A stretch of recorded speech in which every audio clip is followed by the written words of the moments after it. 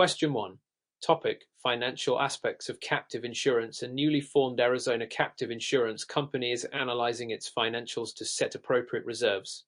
Which of the following would best represent the purpose of setting up reserves in a captive insurance structure? A. To minimize the captive's tax liabilities by reducing declared profits. B. To ensure the captive has adequate funds to cover potential liabilities and protect policyholders. C. To improve the investment portfolio's profitability by allocating reserve funds. D. To meet the statutory requirements without directly impacting the captive's solvency. Answer: B. Explanation. The primary purpose of setting up reserves in a captive insurance company is to ensure that sufficient funds are available to meet potential future liabilities. This is critical for protecting policyholders and maintaining the financial stability of the captive. Under Arizona captive insurance regulations, reserves must reflect anticipated future claims and ensure the captive's ongoing viability, especially under adverse conditions. Option is incorrect because reserves are not primarily a tax strategy, they are established to manage risk. Option C is also incorrect. While reserves can impact investment income, their primary purpose is not to enhance profitability but to cover liabilities. Option D is misleading because statutory reserve requirements directly impact solvency and are in place to protect policyholders and ensure claims paying ability. Question 2. Topic: Risk management principles. Scenario-based. Scenario: Maria is the risk manager for a manufacturing company that has established a captive insurance company in Arizona. Recently, the company has experienced increased product liability claims, and Maria is considering whether the captive should retain more of this risk or seek additional reinsurance to limit exposure. Based on Arizona regulations and best practices for captive insurance, what is Maria's best approach to manage this risk? A. Retain all liability risk within the captive to maximize premium savings for the parent company. B. Increase the captive's retention of liability risk without seeking reinsurance, as reinsurance is unnecessary for product liability. C. Transfer some of the liability risk to a reinsurer to balance risk and ensure sufficient protection against high-severity claims. D. Avoid using reinsurance and instead set up additional reserves within the captive to offset liability claims. Answer: C. Explanation. In Arizona, one of the best practices for captives managing higher liability exposure is to balance retained risk with reinsurance. By transferring some risk to a reinsurer, Maria can limit the captive's exposure to large or unpredictable product liability claims, which enhances financial stability and protects the captive's capital. Arizona regulations recognize the importance of reinsurance as a tool to manage volatility and ensure the captive can meet its obligations. Option A is incorrect because retaining all risk may jeopardize the captive's capital if claims are substantial. Option B is incorrect. A product liability is precisely the type of risk that reinsurance can help manage. Option D is also incorrect, as reinsurance offers broader financial protection compared to merely increasing reserves, which may not be sufficient in high-severity claim scenarios. Question 3. Topic: Ethical and governance considerations. A board member of an Arizona-based captive insurance company is considering an investment strategy that could potentially yield high returns but involves significant risk. What ethical considerations should be prioritized before proceeding with this investment strategy? A. Ensuring the investment aligns with the captive's risk tolerance and does not compromise its ability to pay claims. B. Prioritizing high-yield investments to maximize shareholder returns even if it introduces moderate financial risk. C. Following the board member's personal investment interests, provided there is no direct conflict with captive operations. D. Making investment decisions solely to minimize operational costs without regard to the captive's solvency. Answer A. Explanation. The ethical priority for a captive insurance company is to align investment strategies with the captive's risk tolerance and its primary responsibility to policyholders. Arizona law requires captive insurers to act prudently in their investment choices to avoid jeopardizing the captive's ability to meet obligations. The board and management have a fiduciary responsibility to protect the financial integrity of the captive, which means selecting investments that do not unduly compromise claims-paying ability. Option B is incorrect, as maximizing returns should not take precedence over financial security and policyholder protection. Option C is incorrect because personal interests must not influence investment decisions, that all decisions must prioritize the captive's obligations. Option D is also incorrect, since cost-cutting should not override the captive's need for sufficient reserves and financial stability. Question 4.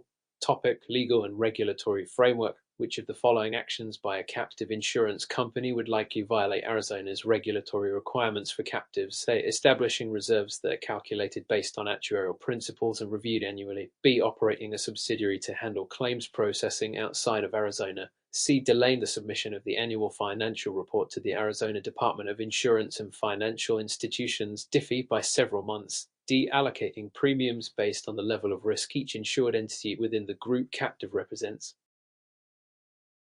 Answer: C. Explanation. Arizona regulations mandate that captives submit annual financial reports within specified deadlines to ensure regulatory oversight and compliance. Delayed submission can result in penalties and may even jeopardize the captive's licensing status. Option A. Zizka best practice aligning with Arizona's requirement for actuarially sound reserve calculations.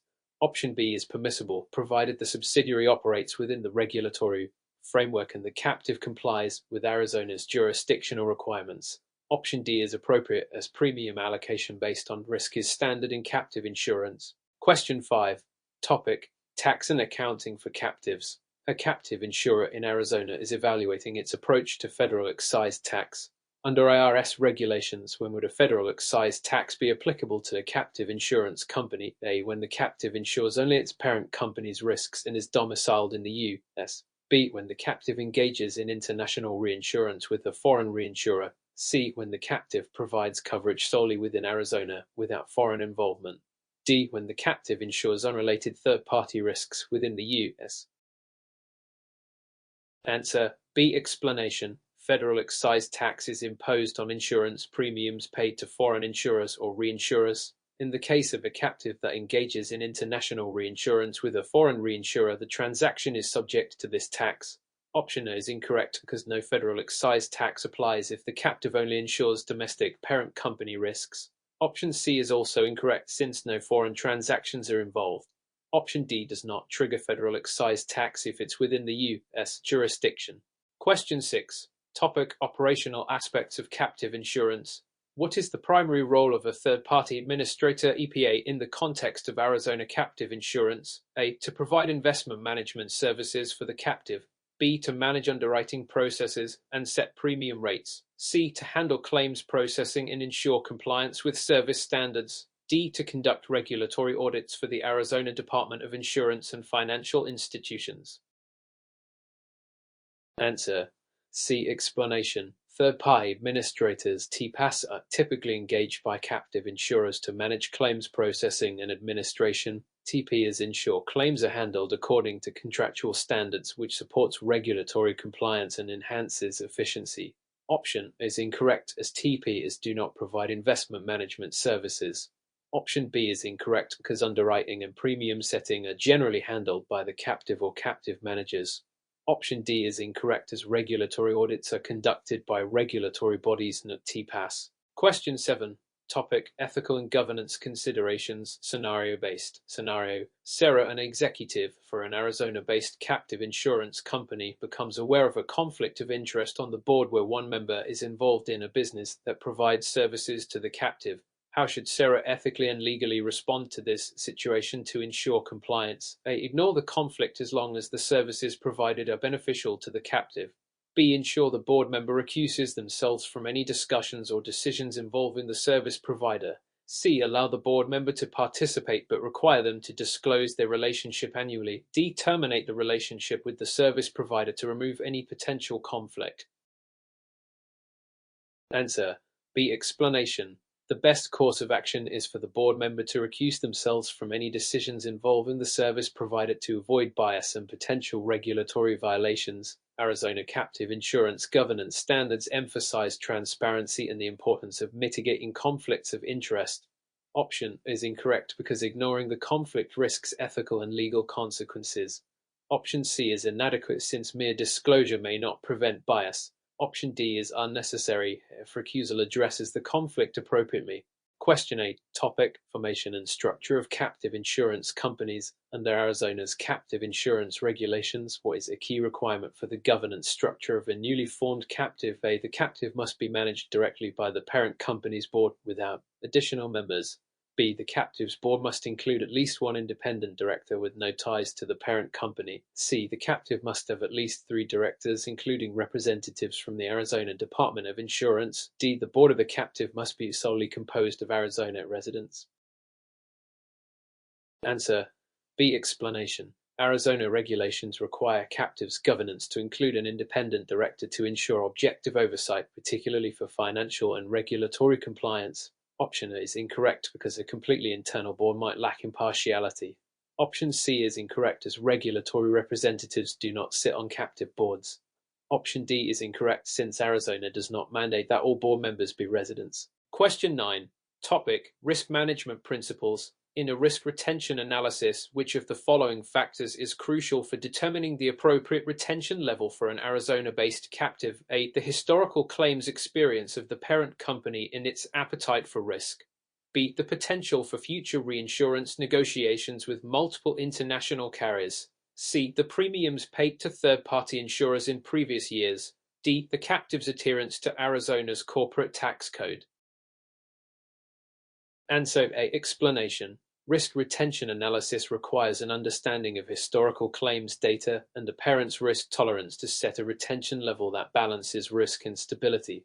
Option B is irrelevant for setting retention but can affect reinsurance structure. Option C does not directly influence retention levels. Option D concerns compliance but not retention. Question 10. Topic: Current trends and emerging issues in captive insurance. Which of the following trends is most likely to impact captives in Arizona due to the rising emphasis on environmental, social, and governance-esque factors? A. Reduced need for data analytics in underwriting processes. B. Increased regulatory scrutiny on investment practices that could impact ESG metrics. C. Exemption from state compliance requirements related to environmental risk. D. Declining demand for reinsurance as ESG factors are unlikely to affect captive insurers. Answer B. Explanation. As ESG considerations gain prominence, regulators are increasingly scrutinizing investment practices to ensure that they align with sustainable and socially responsible standards. Arizona captives are expected to monitor and, where applicable, adapt to these trends. Option A is incorrect. ESG typically increases the demand for data analytics. Option C is incorrect as environmental compliance remains a priority. Option D is incorrect. ESG trends do not reduce reinsurance demand but may alter risk management approaches. Question 11. Topic: Financial aspects of captive insurance. A captive insurer in Arizona is assessing its funding strategy. Which of the following practices aligns best with prudent financial management for captives? A. Relying solely on premium income to fund all potential claims. B. Maintaining a diversified investment portfolio aligned with regulatory standards. C. Keeping all assets in short-term cash accounts for immediate liquidity. D. Using surplus funds to provide loans to related companies within the captive's ownership structure. Answer B. Explanation. Prudent financial management for captives includes maintaining a diversified investment portfolio that aligns with Arizona's regulatory standards. This strategy helps captives manage risk effectively and generate stable returns. Option A is risky as relying solely on premium income may not provide sufficient reserves for unexpected claims. Option C may limit growth potential as an all-cash approach doesn't leverage investments. Option D could present conflicts of interest and may violate regulatory guidelines regarding surplus use. Question 12. Topic: Risk management principles. In managing loss control for a captive insurance company, what is the primary goal of implementing a robust loss prevention program? A. To increase the captive's profitability by charging higher premiums. B. To minimize the frequency and severity of claims over time. C. To reduce the need for reinsurance by retaining higher levels of risk. D. To fulfill regulatory reporting obligations to the Arizona Department of Insurance. Answer B. Explanation. A loss prevention program aims to reduce the frequency and severity of claims, thus helping the captive manage risk efficiently. Low claims frequency also supports financial stability and can reduce the need for premium hikes. Option A is incorrect because the program's goal is risk reduction, not increasing premiums. Option C is partially relevant but secondary to the primary objective of lowering claims. Option D does not relate directly to loss prevention objectives. Question 13. Topic: Ethical and governance considerations. Which of the following practices would most likely violate ethical standards in the management of a captive insurer? A. Conducting an internal audit every 2 years. B. Allowing board members with a conflict of interest to vote on matters related to that interest. C. Disclosing all financial information to the Arizona Department of Insurance. D. Adopting a code of ethics that mandates transparency and accountability. Answer B. Explanation. Allowing board members with a conflict of interest to participate in related decisions violates ethical standards and can lead to biased decision-making. Ethical governance in Arizona requires full disclosure and recusal in cases of conflicts of interest. Option is not a violation, though annual audits might be preferable. Option C aligns with transparency requirements. Option D is a best practice for ethical governance. Question 14. Topic: Captive Insurance Program Design and Management. Scenario-based. Scenario: James manages a group captive in Arizona and wants to ensure optimal risk retention levels. The captive's loss experience has been increasing, affecting profitability. What strategy should James prioritize to help stabilize the captive's financial health? A. Lowering retention levels to increase reliance on reinsurance. B. Increasing premiums to cover rising claims costs without adjusting retention. C. Implementing stricter underwriting standards and loss control initiatives. D. Expanding the scope of coverage to attract new members to the captive. Answer C. Explanation. Strengthening underwriting standards and loss control efforts can help reduce future claim occurrences, improving financial stability. Increased risk awareness and tighter underwriting criteria can lower loss frequency and severity. Option A. Increases costs due to reinsurance premiums, which may not be ideal. Option B could make the captive less attractive to members if premiums become prohibitively high. Option D could increase risk exposure, especially if new members have poor loss histories. Question 15. Topic: Tax and accounting for captives. How does Arizona's premium tax structure typically affect a captive insurer's operations? A. Captives are exempt from all state and federal taxes in Arizona. B. Captives must pay premium tax only on third-party insurance policies. C. Arizona assesses premium tax based on the amount of direct written premiums. D. Arizona captives are required to pay premium tax only on reinsurance premiums. Answer C. Explanation. In Arizona, premium tax is assessed on the total amount of direct written premiums. This means that the captive's tax obligations are directly related to the premiums it collects from insured entities. Option is incorrect. Captives are subject to state premium tax.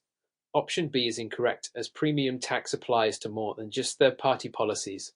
Option D is incorrect, since premium tax applies to direct premiums, not just reinsurance. Question 16. Topic: Formation and structure of captive insurance companies. When forming a captive insurance company in Arizona, which of the following must be submitted to the Arizona Department of Insurance and Financial Institutions, DIFI, to gain approval? A completed formation application, a feasibility study, and initial capital deposit confirmation. B. Only a statement of assets and liabilities. C. A statement of anticipated future profits and expenses. D. A waiver of capital requirements. Answer A. Explanation. To form a captive in Arizona, the applicant must submit a comprehensive formation application, a feasibility study demonstrating financial viability, and proof of the required capital. This ensures that the captive meets regulatory standards. Option B is insufficient, as DIFI requires more detailed documentation. Option C is optional and does not replace the feasibility study. Option D is incorrect. Arizona does not offer waivers for capital requirements. Question 17. Topic: Current trends and emerging issues in captive insurance. Which emerging issue might most significantly impact Arizona captive insurers? A. Declining interest in alternative risk financing structures. B. Increased scrutiny of captives' environmental risk coverage practices. C. Reducing the number of group captives operating within the U.S. D. Eliminating the need for any reinsurance agreements. Answer B. Explanation. As ESG, environmental, social, and governance considerations become more prominent, captives may face increased regulatory and stakeholder scrutiny regarding how they assess and cover environmental risks. Option is incorrect, as alternative risk financing remains popular. Option C is not specific to Arizona. Option D is unlikely. Reinsurance remains a core component of risk management for captives. Question 18. Topic: Operational aspects of captive insurance. What is the primary responsibility of captive managers in Arizona? A. Handling only tax compliance for the captive. B. Overseeing all day-to-day operations and ensuring regulatory compliance. C. Auditing the captive annually. D. Managing only investment activities. Answer B. Explanation. Captive managers are responsible for overseeing daily operations, ensuring compliance with Arizona's regulatory requirements, and maintaining the captive's financial health. This comprehensive role includes administrative, financial, and legal responsibilities. Option is too narrow, as tax compliance is just one part of their role. Option C is part of broader financial oversight but not their primary role. Option D is incorrect. Investment management is only one aspect of their duties. Question 19. Topic: Financial aspects of captive insurance. In structuring its investment portfolio, which guidelines should an Arizona captive insurer prioritize to meet regulatory expectations? A. Invest all assets in high-yield, high-risk securities for maximum return. B. Allocate a significant portion to liquid assets for claims and operating expenses. C. Keep investments strictly within Arizona-based companies to support the local economy. D. Avoid using external financial advisors to minimize fees. Answer B. Explanation. Captives should maintain liquidity to ensure that claims and operational costs are covered without financial strain. Regulatory standards emphasize the need for captives to have accessible, liquid funds. Option is risky and may jeopardize the captive's financial stability. Option C is not a regulatory requirement. Option D could lead to unoptimized investment decisions, as expert advice can enhance portfolio performance. Question 20. Topic: Risk management principles. Scenario-based scenario. Maria operates a pure captive in Arizona to cover her company's liability risks. Recently, claims have exceeded expected losses, stressing the captive's resources. What risk management action should she take to help the captive regain stability? A. Low premiums to attract additional insured entities. B. Increase retention levels to reduce reliance on reinsurance. C. Use predictive analytics to adjust underwriting practices and mitigate future losses. D. Divest some of the captive's high-performing assets to cover immediate claims. Answer C. Explanation. Implementing predictive analytics in underwriting can improve the captive's risk selection and pricing accuracy, reducing future loss frequency and severity. This data-driven approach helps address underlying issues without sacrificing assets or altering premiums. Option A could worsen financial strain by lowering revenue. Option B might increase risk exposure, further destabilizing the captive. Option D could provide short-term relief but would reduce long-term financial returns. Question 21. Topic: Regulatory compliance and reporting requirements. An Arizona captive insurer is preparing its annual report for submission to the Arizona Department of Insurance and Financial Institutions (DIFI). Which of the following elements is typically required in the annual report? A. A list of all policyholders and their claims history. B. A summary of the captive's investments, including asset allocation and liquidity. C. A record of all tax payments made to the federal government. D. A detailed forecast of anticipated revenue growth for the next 5 years. Answer B. Explanation. The annual report must include financial details such as the captive's investments and asset allocation, providing insights into liquidity and financial stability. Option is generally not required unless specific claims information is requested. Option C may be part of financial disclosures but is not a primary focus of the annual report. Option D is not required by Arizona regulatory authorities. Question 22. Topic: Types of captive insurance. Which type of captive insurance company is best suited for a group of similar businesses in Arizona that want to share risk while maintaining control over underwriting and claims? A. Pure captive. B. Association captive. C. Risk retention group. D. Branch captive. Answer B. Explanation. An association captive is designed for a group of businesses with similar needs to share risk and manage underwriting and claims jointly. This structure is commonly used by trade associations. Option A is incorrect, as a pure captive typically serves a single parent company. Option C allows for risk pooling but is typically regulated under federal rather than state law. Option D pertains to international captives establishing branches in Arizona. Question 23. Topic: Tax treatment of captive insurance. Which tax benefit might an Arizona-based pure captive insurer experience if it operates as a small captive under IRS Section 831? B. A. Exemption from Arizona's state premium tax. B. Exemption from federal income tax on investment income. C. Ability to exclude underwriting income from federal taxable income. D. Deferral of state taxes on unrealized capital gains. Answer C. Explanation. Under IRS Section 831(b), small captives can exclude their underwriting income from federal taxable income, a significant tax benefit. This allows them to reinvest retained earnings for future liabilities. Option A is incorrect, as Arizona's state premium tax still applies. Option B is incorrect, investment income is still federally taxable. Option D is unrelated to the tax benefits provided by Section 831(b). Question 24. Topic: Reinsurance for captive insurers. A captive insurer in Arizona has opted to use reinsurance to manage risk exposure. Which benefit does reinsurance primarily provide to the captive? A. Reduces administrative expenses by outsourcing claim processing. B. Enhances liquidity by replacing retained earnings with external funds. C. Transfers a portion of the captive's risk exposure to another insurance entity. D. Reduces premium tax obligations by lowering direct written premiums. Answer C. Explanation. Reinsurance allows a captive to transfer part of its risk exposure to another insurance company, which mitigates potential financial impact from large claims. Option A may be a secondary benefit but is not the primary purpose of reinsurance. Option B is inaccurate, as reinsurance doesn't enhance liquidity directly. Option D does not necessarily reduce premium tax obligations. Question 25. Topic: Risk retention groups. An Arizona-based company is interested in forming a risk retention group. Which of the following is a unique feature of ARGS compared to traditional captives? A. They are only allowed to insure risks within Arizona. B. They must be licensed in each state where they operate. C. They can insure liability risks across multiple states without individual state licensure. D. They are restricted to providing only property insurance. Answer C. Explanation.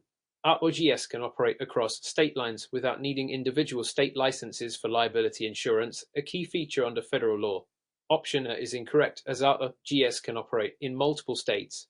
Option B does not apply to ARGS due to their unique licensure framework. Option D is incorrect, as ARGS are limited to liability, not property insurance. Question 26. Topic: Risk management principles. In Arizona, what primary factor should a captive insurance manager consider when deciding on risk retention levels? A. The total number of employees within the parent company. B. The likelihood and potential severity of claims. C. The captive's investment performance over the past 5 years. D. The level of regulatory scrutiny on the parent company. Answer B. Explanation. Decisions on risk retention levels should focus on the likelihood and severity of claims to balance risk exposure with financial capacity. Option A is not directly relevant to retention levels. Option C may influence investment strategy, but not risk retention decisions. Option D is unrelated to risk retention levels. Question 27. Topic: Operational practices of captives. Which of the following operational practices best aligns with Arizona's captive insurance regulations? A. Limiting reinsurance to only local providers. B. Conducting regular actuarial reviews to assess reserves. C. Restricting investment to only equity securities for higher returns. D. Keeping all policyholder information confidential from the Department of Insurance.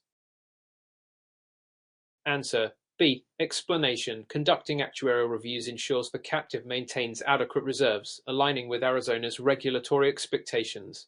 Option A is incorrect. Captives can use reinsurance from diverse providers. Option C is risky, as a balanced portfolio is recommended. Option D is incorrect, as the Department of Insurance requires access to policyholder information for regulatory oversight. Question 20. Topic: Captive insurance company types. Which of the following best describes an Arizona cell captive structure? A. A single captive insurer that covers only one company's risks. B. A captive with segregated cells, each insuring different entities or risks independently. C. A type of captive that operates only outside the U.S. D. A captive that holds assets in a trust to ensure liquidity. Answer B. Explanation. A cell captive structure includes segregated cells, each independently insuring different entities or risks. This allows various participants to share a captive while maintaining separate accounts. Option A describes a pure captive. Option C is inaccurate. Cell captives can operate within the U.S. Option D is irrelevant to cell captive structures. Question 29. Topic: Captive insurance investment strategies. Which investment strategy is most prudent for an Arizona captive insurer to ensure compliance and financial stability? A. Allocate the majority of assets to high-yield bonds for growth. B. Prioritize investment in liquid, low-risk assets to cover claim obligations. C. Diversify the portfolio by investing in speculative equities. D. Invest solely in the parent company's stock for alignment. Answer: B. Explanation: Captives should prioritize liquid, low-risk investments to ensure they can meet claim obligations. Option A may lead to instability due to interest rate risk. Option C involves excessive risk for a captive's conservative needs. Option D lacks diversification, increasing risk concentration. Question 30. Topic: Claims management. In managing claims, what is one key advantage of self-administering claims within a captive as opposed to outsourcing claims management? A. Reduced operational costs due to fewer regulatory requirements. B. Enhanced control and oversight of the claims process. C. Elimination of the need for annual audits. D. Reduced premium tax obligations in Arizona. Answer: B. Explanation. Self-administering claims gives the captive more control over the claims process, ensuring faster and possibly more efficient resolutions. Option A is inaccurate. Regulatory requirements apply regardless. Option C is incorrect, as annual audits are still typically required. Option D is not influenced by claims management structure.